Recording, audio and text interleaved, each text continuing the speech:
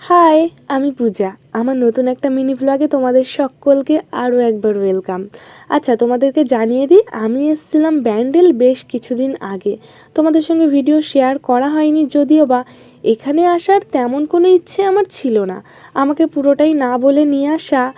আর এই যখন জানতে পেরেছি ব্যান্ডেলের এরকম একটা জায়গায় আসবো, আমি প্রথমেই বলেছি এই রোদে আমি যাব না। আমার বর রীতিমতো জোর করে আমায় নিয়ে এসছে। তার আগে তোমাদেরকে বলি, এখানে আসতে গেলে একটা ঠিকঠাক পোশাকের প্রচণ্ড পরিমাণে দরকার, তা না হলে এখানে তোমায় অ্যালাউ করবে না। দ্বিতীয়ত তোমার একটা দুপাট্টা লাগবে, মানে ওড়না, যেটা ছাড়া তোমাকে ভেতরে ঢুকতে দেবে না। আর তোমরা এটা বাইরে থেকেও নিতে পারবে, 10 টাকা 15 টাকা এরকম নেবে। ভেতরের পরিবেশটা এত দারুণ, যে কোনো মানুষের মন ভালো করে দেবে জাস্ট 1 সেকেন্ডে।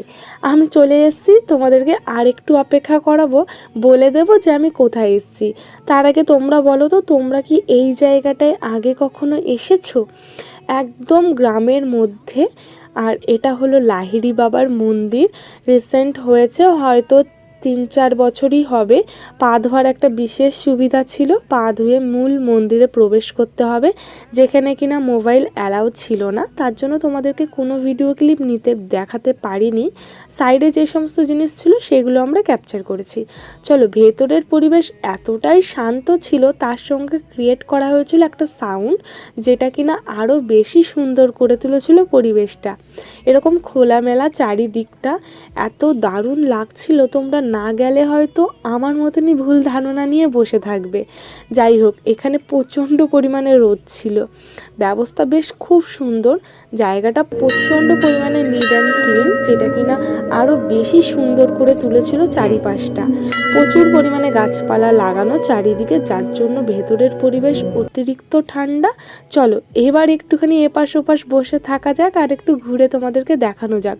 আশেপাশে প্রচুর ঠাকুরের মূর্তি ছিল, যেগুলো কিনা তালা মারা, আমাদের গ্রিলের ভেতর দিয়েই আর কি দেখতে হয়েছে।